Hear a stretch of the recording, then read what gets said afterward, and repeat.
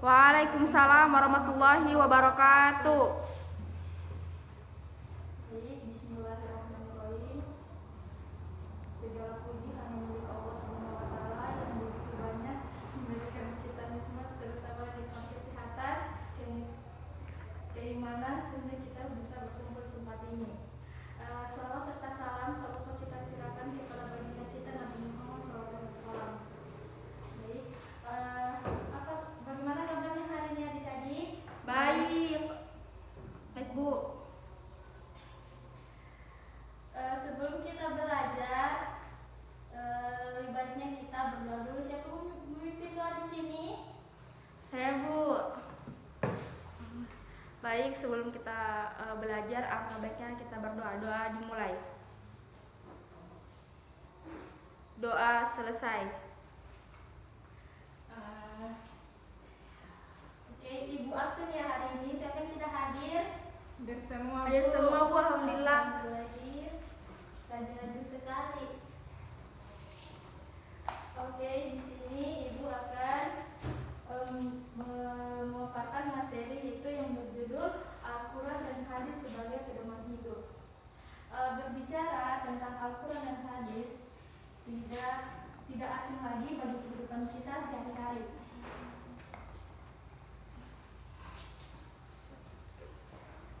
Ibarat dalam sebuah perjalanan, Al-Quran dan Hadis merupakan petunjuk atau peta yang mengarahkan manusia untuk mengajarkan ajarannya. Oke, Al-Quran dan Hadis menurut bahasa dan istilah. Apa sih itu Al-Quran dan Hadis menurut bahasa dan istilah? Ada yang tahu? Tidak, Bu. Lebih jelasnya ya. Al-Quran menurut bahasa itu qira'ah, yaqra'u, Qur'anan berarti bacaan yang atau sesuatu yang dibaca. Sedangkan menurut istilah Al-Quran diturunkan kepada Nabi Muhammad SAW yang sampai kepada kita secara mutawatir atau berangsur-angsur, yang sampai kepada kita dalam bentuk mushaf, yang dimulai dari surah Al-Fatihah dan diakhiri dari surah An-Nas. Itulah penjelasan dari Al-Quran menurut bahasa dan istilah. Selanjutnya, hadis menurut bahasa dan istilah. Hadis menurut bahasa itu perkataan atau ucapan. Sedangkan menurut istilah, segala sesuatu atau perbuatan yang ditetapkan atau dilakukan oleh Nabi Muhammad SAW.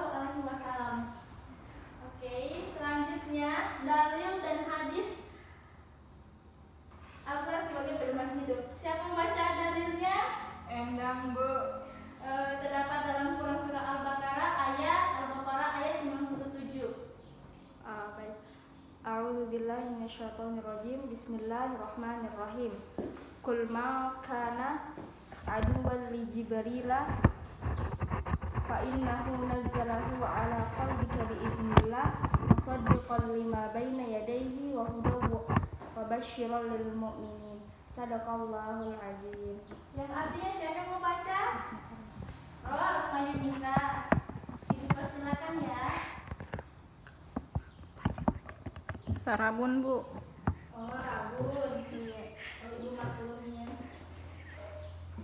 Yang artinya, katakanlah Muhammad, barang siapa menjadi musuh Jibril, maka ketahuilah ialah yang menurunkan Al-Quran ke dalam hatimu dengan izin Allah, menggunakan apa kitab-kitab yang ada terdahulu dan menjadi petunjuk serta berita gembira bagi orang-orang yang beriman. Itulah dalil dari Quran surah Al-Baqarah ayat 97. Sekarang hadisnya yang berbunyi An Abi Amamah radhiyallahu anhu qala sami'tu Rasulullah sallallahu alaihi wasallam.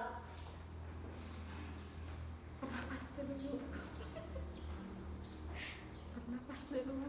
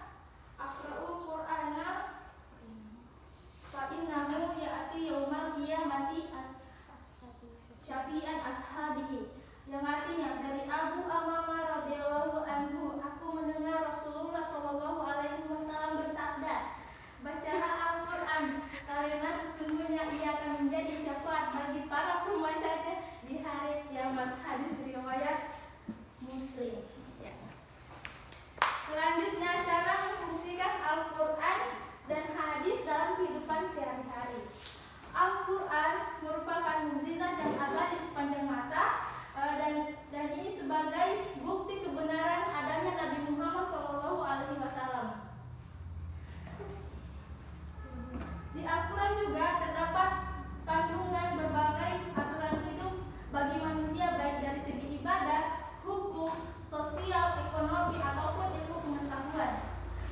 Hal ini dijelaskan dan diperkuat dengan adanya hadis-hadis yang Rasulullah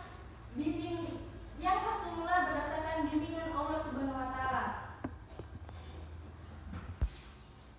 Kita sebagai umat Islam senantiasa meyakini, memahami, dan melaksanakan Al-Quran dan hadis.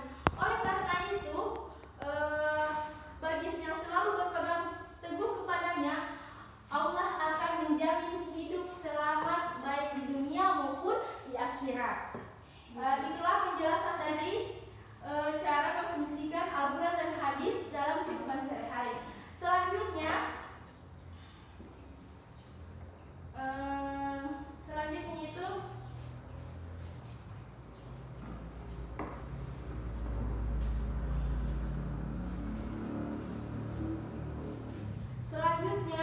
masih penjelasan cara memfungsikan Al-Quran dan hadis. Selanjutnya, Al-Quran dan hadis memberikan berbagai aturan dan pengajaran untuk kehidupan manusia mulai dari yang kecil sampai tingkat yang besar. Misalnya, mengatur tentang membuang air kecil, tata cara makan, minum, tidur, dan sebagainya. Selanjutnya itu menerapkan Al-Quran dan hadis Selanjutnya itu menerapkan Al-Quran dan hadis dalam kehidupan sehari-hari.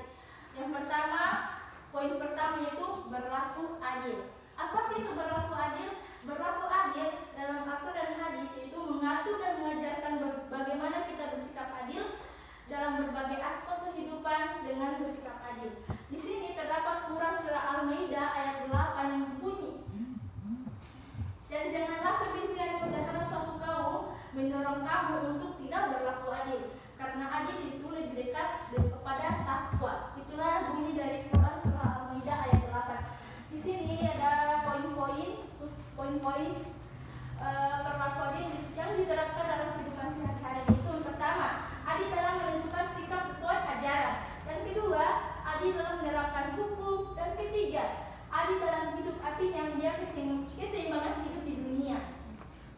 Dan keempat, adil dalam membelanjakan harta. Dan terakhir, adil dalam memberikan kesaksian. Yang kedua, poin kedua yaitu pribadi yang syukur. Kita yang selalu berpedoman kepada Al-Quran dan hadis, dalam mencari rezekinya kita selalu mempertimbangkan penilaian. Misalnya kita mencari rezeki dengan halal, mengeluarkan hak orang lain dalam harta tidak berlebihan, mampu selalu mengingat Allah dalam setiap perbuatan. Karena itu dengan bersikap syukur kita akan mampu menggunakan tenaga, pikiran, dan harta untuk Allah Subhanahu wa taala. Misalnya kita selalu taat beribadah, mengeluarkan zakat, infak, dan sedekah. Poin ketiga itu pribadi yang takwa. Selalunya kita selalu berpegang teguh kepada Al-Quran dan hadis. Kita selalu berhati-hati dalam berbuat. Oleh karena itu, kita akan lebih introspeksi diri dan lebih meningkatkan kualitas keimanan ataupun keilmuan. Misalnya dengan banyaknya mencari ilmu, berdiskusi, belajar yang baik, melakukan ibadah tepat waktu, banyak melakukan ibadah sunnah seperti puasa Senin dan Kamis. Itulah penjelasan dari pribadi yang takwa. Ya, Bu. Selanjutnya itu menyebar luaskan ajaran Al-Quran dan hadis. Kita sebagai umat muslim, kita dituntut untuk menyebar luaskan Al-Quran dan hadis. Seperti apa sih itu menyebarkannya? Seperti berdakwah atau bisa berdakwah di lembaga formal atau non formal. Seperti apa sih itu lembaga formal?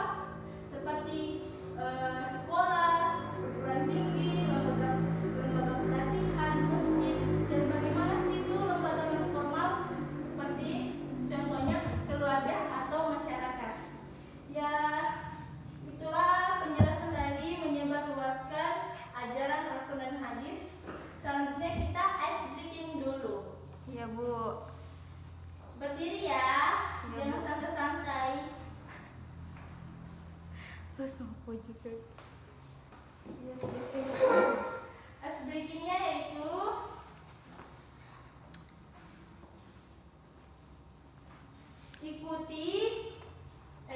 yaitu instruksinya itu ikuti dan lakukan ketika ada kata-kata pegang. Misalnya contohnya pegang kepala, pegang ke telinga, pegang perut, pegang. Kalau tidak kata pegang berarti tidak usah pegang tuh. Iya. Kita lanjut ya, jangan yang selfie. Kumohon. Ya Bu. Ibu. Kita mulai ya. Iya Bu. Pegang mata, pipi, telinga. Alhamdulillah, fokus ya. Alhamdulillah. Itulah duduk. Sekarang penjelasan macam-macam hadis. Di sini ada tiga macam hadis. Yang pertama, hadis mutawatir. Apa sih itu hadis mutawatir? Itu hadis yang diriwayatkan oleh banyak perawi, baik dari kalangan para sahabat maupun generasi yang sesudahnya. Kedua, hadis masyhur. Apa sih itu hadis masyhur? Hadis yang diriwayatkan oleh 2 orang sahabat atau lebih yang tidak mencapai derajat mutawatir. Ketiga, terakhir itu hadis ahad. Hadis ahad yaitu yang diriwayatkan oleh 1 orang atau 2 orang lebih sehingga tidak mencapai derajat mutawatir. Sekarang Ibu bagi kelompok ya, hanya 2 kelompok, maunya 3 kelompok tapi Ibu hanya kasihkan 2 kelompok saja. Iya Bu.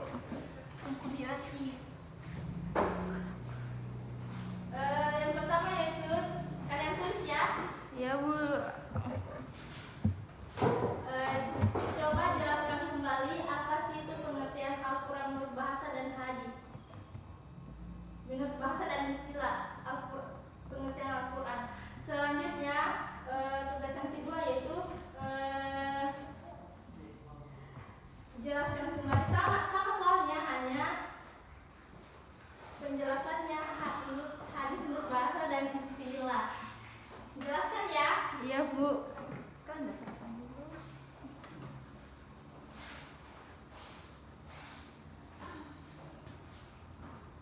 Ibu kasih waktu 5 menit.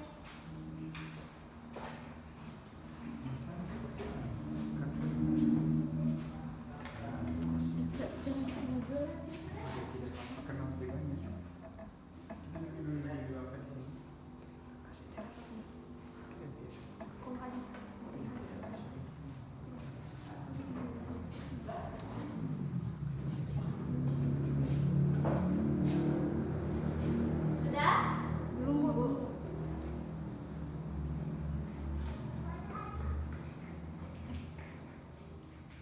Bu bisa diulang pertanyaannya? Jelaskan kembali pengertian Al-Quran menurut bahasa dan istilah.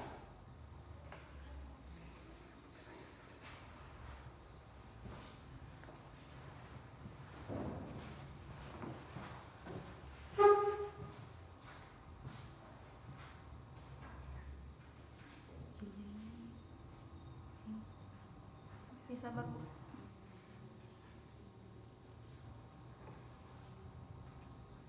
Oh saya Bu. Oke, silakan.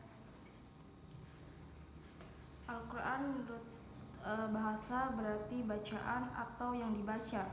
Sedangkan menurut istilah, Al-Quran adalah wahyu Allah Subhanahu wa taala yang diturunkan kepada Nabi Muhammad SAW melalui malaikat Jibril sebagai petunjuk bagi umat Islam. Ya, Itulah materi dari Al-Quran dan hadis sebagai penutup. Lebih yang kurangnya mohon dimaafkan. Billahi taufiq wassalamualaikum warahmatullahi wabarakatuh. Waalaikumsalam warahmatullahi wabarakatuh.